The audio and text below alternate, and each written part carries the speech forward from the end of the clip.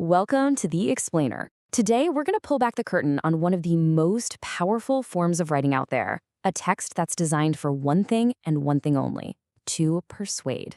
You know, it's a formula you actually see every single day, and once you get it, you'll never look at an argument the same way again.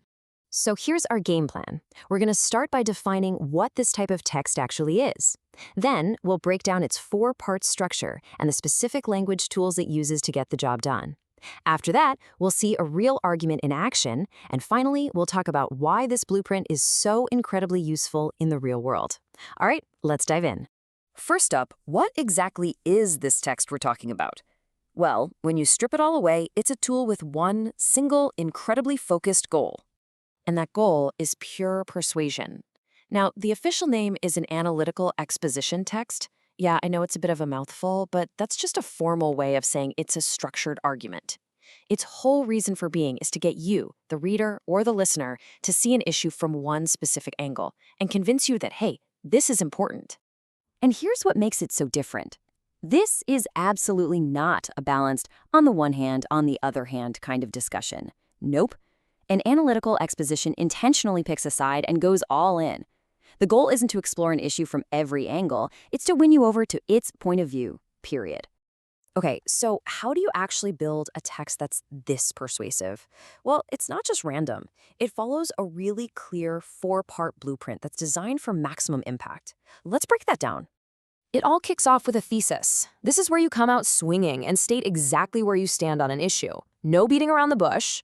Then you lay out your arguments, and you always need a few to be convincing. Now, this next part is absolutely crucial. Each argument has to be propped up with support. We're talking facts, research, hard data. And finally, you drive the point home with the reiteration, a powerful conclusion where you basically say, see, I told you so, by restating your original thesis. All right, so we've got the structure, the skeleton. But it's not just about the bones of the argument, right? It's also about the specific words and grammar you choose. There's a whole linguistic toolkit that makes the argument sound logical and authoritative. So what's in this toolkit? Well, it's all about making smart choices. For example, you use the simple present tense because it makes your opinions sound like objective, universal truths. Then you've got mental verbs, which are a direct way to show your own conviction. Connecting words help create a smooth, logical path from one point to the next. And causal conjunctions show cause and effect, making your whole argument feel more reasoned and solid. Let's look at a mental verb in the wild. When you use phrases like I believe, I think, or I feel, you're putting a stake in the ground. It's a simple but really effective way to show your personal conviction and say, this is where I stand. And here we've got a classic connecting word. Words like furthermore, in addition, or consequently are like the signposts of your argument. They guide the reader, making it super clear how one idea flows into the next. It makes the whole thing feel really structured and easy to follow. Okay, enough with the theory. We've seen the blueprint and we've seen the tools. Now, let's see how it all comes together. We're going to deconstruct a short speech that argues for banning motorbikes from housing areas. Boom. Right out of the gate, the speaker puts all their cards on the table. No confusion, no ambiguity. This is the thesis. It's the foundation for everything that's about to come. Everyone listening knows exactly what the speaker is trying to convince them of. And here comes the first punch. Argument 1, pollution. But notice, it's not just an opinion. It's immediately backed up with support. A little phrase, research has shown. That simple addition elevates the claim from just a personal feeling to a point that seems to be based on facts. And they don't stop there.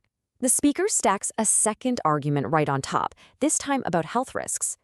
And again, look how they make it more credible. They cite a specific authoritative source, a report from BBC News Channel. This adds another layer of evidence and makes their whole position that much harder to argue with. And finally, the speech comes full circle. It ends by powerfully restating that original thesis, this time with even stronger language like, I strongly believe. This is the reiteration. It's designed to leave absolutely no doubt in the audience's mind about where the speaker stands and why they're right. So you might be thinking, okay, that's a neat little formula, but why does it matter to me? Well, here's the thing. This isn't just some boring academic exercise. This structure is one of the most fundamental tools of communication, and you see it and use it everywhere. Honestly, mastering this structure is a key that unlocks so much. It helps you write persuasive essays for school, deliver killer speeches, and even just to understand what's really going on in newspaper editorials, political ads, and formal letters.